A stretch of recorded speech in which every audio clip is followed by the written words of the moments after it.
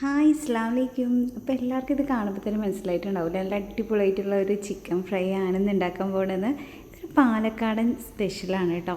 അപ്പോൾ ഇത് കാണുമ്പോൾ ആർക്കും മനസ്സിലാവുന്നുണ്ടാവില്ല, ഇത് ചിക്കൻ്റെ കഴുത്തും അതുപോലെ കുറച്ച് എല്ലുള്ള ഭാഗങ്ങൾ മാത്രമായിട്ടാണ് കേട്ടോ. അപ്പോൾ നമ്മൾ സാധാരണ ചിക്കനൊക്കെ കഴുകുന്ന സമയത്ത് നമ്മൾ മാറ്റി വയ്ക്കുന്ന ആ കുറച്ച് സാധനങ്ങൾ വെച്ച് നല്ല അടിപൊളി ടേസ്റ്റിൽ ഉണ്ടാക്കാൻ പറ്റുന്ന ഒരു ഐറ്റമാണ് ഉണ്ടാക്കുന്നത് കേട്ടോ. അപ്പോൾ നമ്മൾ ലുലുവിലൊക്കെ പോകുന്ന സമയത്ത് നമ്മൾ ഇതുപോലെ കാണാറുണ്ട് അല്ലേ. അപ്പോൾ എല്ലാവരും അയ്യോ കഴുത്താണല്ലേ, അപ്പോൾ അത് വേണ്ട എന്ന് വിചാരിച്ചിട്ട് നമ്മളെപ്പോഴും ഒഴിവാക്കാറുള്ളത്. എന്നാൽ ആ ഒരു വട്ടമെങ്കിലും ഇതുപോലെ ഒന്ന് ചെയ്ത് നോക്കുക. അപ്പോൾ നല്ല അടിപൊളി ടേസ്റ്റാണ്. അപ്പോൾ അരക്കിഴന് 65 രൂപ മാത്രമേ വരുന്നുള്ളൂ. അപ്പോൾ നിങ്ങളിത് ഒരു വട്ടം ഉണ്ടാക്കുകയാണ് വെച്ചാൽ എന്തായാലും നിങ്ങളെ ലുലുവിലൊക്കെ പോകുന്ന സമയത്ത് തീർച്ചയായിട്ടും ഇത് വാങ്ങിക്കേണ്ട, അത്രയ്ക്ക് നല്ല അടിപൊളിയായിട്ടുള്ളൊരു ടേസ്റ്റാണ്. അപ്പോൾ ഈ വീഡിയോയിൽ ഒരുപാട് ടിപ്സും കാര്യങ്ങളെല്ലാം പറയുന്നുണ്ട്. അതുപോലെ തന്നെ ഇത് കറക്റ്റായിട്ട് ഞാൻ പറയുന്ന രീതിയിൽ തന്നെ ഉണ്ടാക്കിയാൽ മാത്രമേ ഇതിൽ കറക്റ്റ് നമ്മൾ ഉദ്ദേശിച്ച ടേസ്റ്റ് കിട്ടുള്ളൂ. അപ്പോൾ എല്ലാവരും വീഡിയോസ് അവസാനം വരെ കാണാം. അപ്പോൾ എല്ലാവർക്കും ഇഷ്ടപ്പെടുകയാണെന്ന് വെച്ചാൽ ഷെയർ ചെയ്യാനും അതുപോലെ തന്നെ സപ്പോർട്ട് ചെയ്യാനും ഒന്നും മറക്കരുത്. അപ്പോൾ ആദ്യമായിട്ട് കാണുന്നവരാണ് വെച്ചാൽ സബ്സ്ക്രൈബ് ചെയ്യാനും സപ്പോർട്ട് ചെയ്യാനൊന്നും മറക്കരുത് കേട്ടോ. അപ്പോൾ ഇതെങ്ങനെയാണ് ഉണ്ടാക്കുന്ന കാര്യങ്ങളൊക്കെ നമുക്ക് നോക്കാം കേട്ടോ. അപ്പോൾ നമ്മൾ ഇത് കുറച്ച് കഴുകാനാണ് വെച്ചാൽ നമ്മൾ കുറച്ച് നേരം ഒന്ന് വെള്ളത്തിലിട്ട് വെക്കേണ്ടി വരും. കാരണം ഇത് കുറച്ച് കൂടുതൽ നമുക്കൊന്ന് ക്ലീൻ ചെയ്യാനുണ്ട്. അപ്പോൾ അത് കാരണം നമുക്കൊന്ന് വെള്ളത്തിലിട്ട് വെക്കുകയാണെന്ന് വെച്ചാൽ പെട്ടെന്ന് തന്നെ നമുക്കിത് ക്ലീൻ ചെയ്ത് എടുക്കാൻ പറ്റും കേട്ടോ. പിന്നെ ക്ലീൻ ചെയ്യണതിന് കുറച്ച് ടിപ്സും കാര്യങ്ങളൊക്കെ ഉണ്ടാക്കുക, അത് എങ്ങനെയാണെന്നൊക്കെ പറഞ്ഞുതരാം കേട്ടോ. അപ്പോൾ ഇത് ഞാൻ ഇതുപോലെ വെള്ളത്തിൽ ഇട്ട് വയ്ക്കാനാണ്.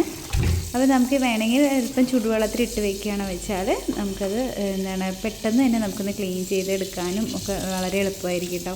അപ്പോൾ ഇതിൽ പൈപ്പിൽ സാധാരണ ചുടുവെള്ളം വരുന്നത് കൊണ്ട് ഞങ്ങളിവിടെ സോളാർ വെച്ചിട്ടുണ്ട്. അപ്പോൾ നമുക്ക് പൈപ്പിൽ ചുടുവെള്ളം വരും കേട്ടോ. അപ്പോൾ അതുകൊണ്ട് ചുടുവെള്ളത്തിൽ തന്നെയാണ് ഇട്ട് വയ്ക്കുന്നത്. അപ്പോൾ ഇതേപോലെ കുറച്ച് കളയാനും വേസ്റ്റൊക്കെ ഉണ്ട് കേട്ടോ. അപ്പോൾ അതൊക്കെ ഒന്ന് നന്നായിട്ടൊന്ന് കഴുകി ഒന്ന് മാറ്റി വയ്ക്കണം. നമ്മളെപ്പോഴും കഴുകണ സമയത്ത് നമ്മളിതിൽ അല്പം ഉപ്പും അതേപോലെ തന്നെ സുറുക്കയും കൂടി ഇട്ടിട്ട് കഴുകണം വെച്ചാൽ നമുക്ക് പെട്ടെന്ന് തന്നെ ക്ലീൻ ചെയ്യാനും അതേപോലെ തന്നെ ബാഡ് സ്മെല്ലൊന്നും ഇല്ലാതെ നന്നായിട്ട് നമുക്ക് കുക്ക് ചെയ്ത് കിട്ടാനും പെട്ടെന്ന് വേകാനും ഒക്കെ നല്ലൊരു ഇതാണ് കേട്ടോ. അപ്പോൾ ഇതിൻ്റെ ഉള്ളിൽ കുറേ എടുത്ത് കളയാനൊക്കെ ഉണ്ട്. അപ്പോൾ അതൊക്കെ നന്നായി വൃത്തിയാക്കിയതിന് ശേഷം ഇതെങ്ങനെയാണ് ചെയ്യേണ്ടതെന്നൊക്കെ കാണിച്ചു തരാം കേട്ടോ. അപ്പോൾ ഇതിൽ കുറച്ച് കൊഴുപ്പും കാര്യങ്ങളൊക്കെ ഉണ്ട്, പക്ഷെ അത് കളയേണ്ട ആവശ്യമില്ല, അത് പ്രത്യേക ഒരു ടേസ്റ്റാണ് കേട്ടോ. അപ്പോൾ ഇതുപോലെ കുറച്ച് ഉപ്പൊക്കെ ഇട്ടിട്ട് നന്നായിട്ട് തേച്ച് കഴുകുക. പിന്നെ അല്പം ചെറുനാരങ്ങയും കൂടി ഇടണമെന്ന് വെച്ചാൽ ഒന്നും കൂടെ നന്നായിട്ടൊന്ന് ക്ലീനാക്കി കിട്ടും കേട്ടോ. അപ്പോൾ അതുപോലെ ചെറുനാരങ്ങയൊക്കെ ഇട്ടിട്ട് നന്നായിട്ടൊന്ന് കഴുകിയെടുക്കാം. അപ്പോൾ ആ നേരത്ത് സാധാരണ ഞങ്ങളുടെ ഇവിടെ എത്താറുള്ള ഒരു വിരുന്നുകാരാണ് കേട്ടോ. അപ്പോൾ എപ്പോഴും നമ്മളെ കാണാനല്ല വരുന്നത്, ആ കണ്ണാടിയിലൂടെ അവരുടെ മുഖം കാണാനും സൗന്ദര്യം ആസ്വദിക്കാൻ വേണ്ടി എത്തുന്ന ആളാണ് കേട്ടോ. അപ്പോൾ ഇടയ്ക്കിടയ്ക്ക് വന്ന് എന്നെ ഒന്ന് കുട്ടി ഓർപ്പെടുത്തിയിട്ട് പോവും. അപ്പോൾ ഇതാ കഴുകിയൊക്കെ മാറ്റി വെച്ചിട്ടുണ്ട്.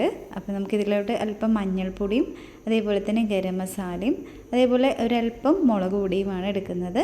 പിന്നെ ഒരല്പം തൈരും കൂടി ചേർക്കുന്നുണ്ട് കേട്ടോ. അപ്പോൾ മുളക് പൊടി ഏകദേശം ഒരു 1/2 സ്പൂൺ മാത്രമേ ഞാൻ ഇവിടെ ചേർത്തിട്ടുള്ളൂ. ബാക്കി നമ്മൾ കറിയിൽ ആഡ് ചെയ്യുന്നത് കൊണ്ട് എല്ലാം കുറച്ച് മാത്രമേ ചേർത്തിട്ടുള്ളൂ കേട്ടോ. പിന്നെ ഇതിലോട്ട് കുരുമുളക് പൊടിയും കൂടെ ആഡ് ചെയ്ത് കൊടുത്തിട്ടുണ്ട്.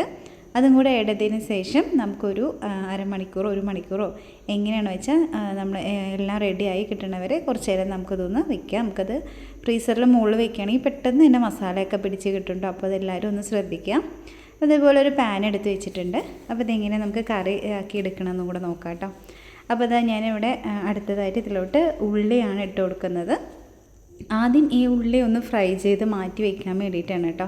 അപ്പോൾ അതിനൊരു വെല്ലുള്ളി മാത്രം ഒന്ന് നൈസായിട്ട് മുറിച്ചിട്ട് ഇതിൽ ഒന്നില്ലെങ്കിൽ വെളിച്ചെണ്ണ, ഞാൻ റൈസ് ബ്രാൻഡ് ഓയിലാണ് ഇപ്പോൾ യൂസ് ചെയ്യുന്നത്. സൺഫ്ലവർ ഓയിൽ യൂസ് ചെയ്യാൻ പാടില്ല എന്ന് പറഞ്ഞ കാരണം അതിപ്പോൾ അങ്ങനെ ഞാൻ ചെയ്യുന്നില്ല, അത് അവോയ്ഡ് ചെയ്തിരിക്കുകയാണ്.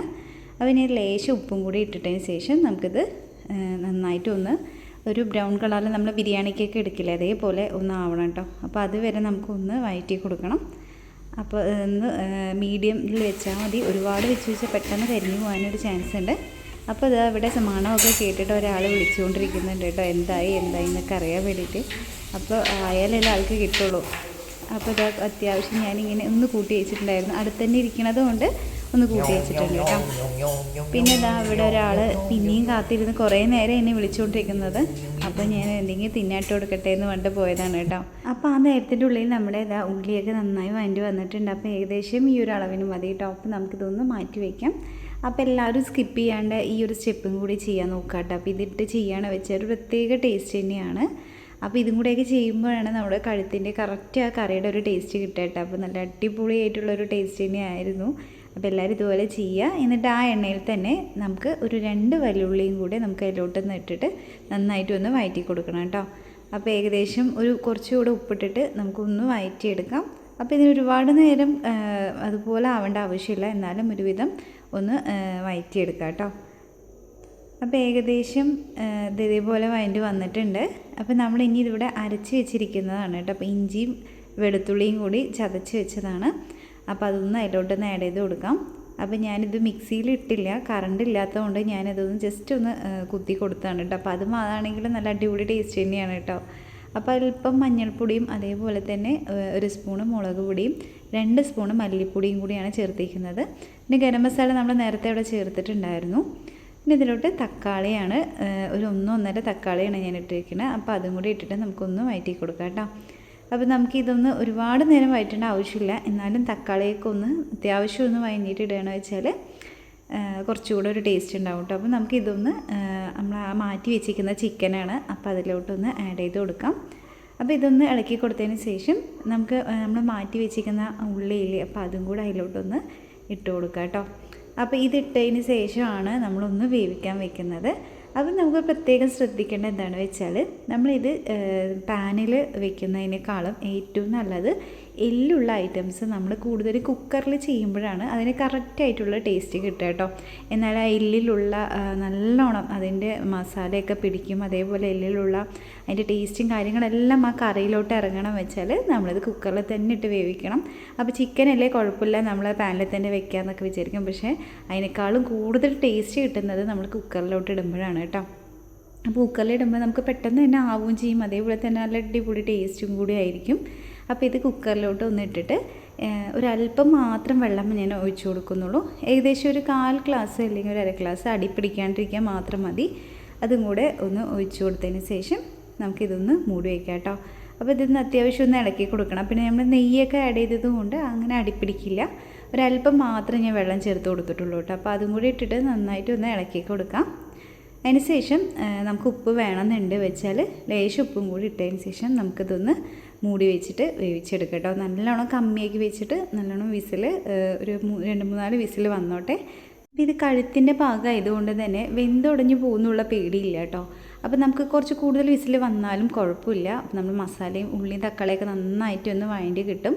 അപ്പോൾ ഇതാ ആളിപ്പോൾ ഉള്ളിലെത്തിയിട്ടുണ്ട്, ആളുടെ ക്ഷമയൊക്കെ പോയിട്ടുണ്ട് കേട്ടോ. മണം വന്നിട്ട് നിവൃത്തിയില്ലാതെ വന്നതാണ്. ഇപ്പോൾ ഏകദേശം 5-6 വിസിൽ വന്നത് നമ്മുടെ കറി ഇവിടെ റെഡി ആയിട്ട് വന്നിട്ടുണ്ട്. അപ്പോൾ നമുക്കിതൊന്ന് പാനിലിട്ടിട്ട് നമുക്കൊന്നുകൂടെ ഒന്ന് ഫ്രൈ ചെയ്തെടുക്കാനുണ്ട് കേട്ടോ.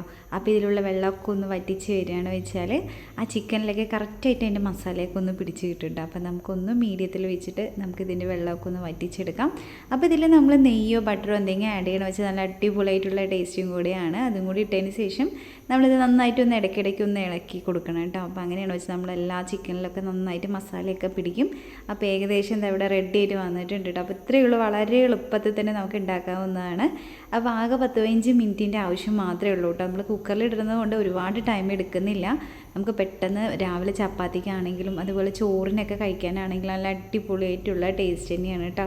അപ്പോൾ എല്ലാവരും മസ്റ്റായിട്ട് എന്തായാലും ഒന്ന് ട്രൈ ചെയ്ത് നോക്കണം. അപ്പോൾ അധികം വിലയൊന്നും ഇല്ലാത്ത ചിക്കനാണെന്ന് പറഞ്ഞിട്ട് ആരും നിസ്സാരമായി കാണണ്ട, അത്രയും നല്ലൊരു ടേസ്റ്റ് ആയതുകൊണ്ടാണ് ഞാൻ പറയുന്നത്. ആദ്യം ഞാനിതുപോലെ കാണുമ്പോൾ കഴുത്തല്ലേ എന്ന് പറഞ്ഞിട്ട് എടുക്കാറില്ല, പക്ഷേ അത്രയ്ക്ക് നല്ലൊരു ടേസ്റ്റാണ്. അപ്പോൾ എല്ലാവരും ഒന്ന് ട്രൈ ചെയ്ത് നോക്കുക. അപ്പോൾ എല്ലാവർക്കും ഇഷ്ടപ്പെടുകയാണെന്ന് വെച്ചാൽ എല്ലാവരും സപ്പോർട്ട് ചെയ്യാനൊന്നും മറക്കരുത് കേട്ടോ.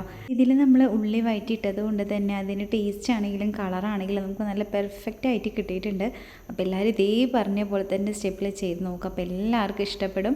അപ്പോൾ എല്ലാവരും ഒന്ന് ഷെയർ ചെയ്യാനൊക്കെ ഒന്നും മറക്കരുത്.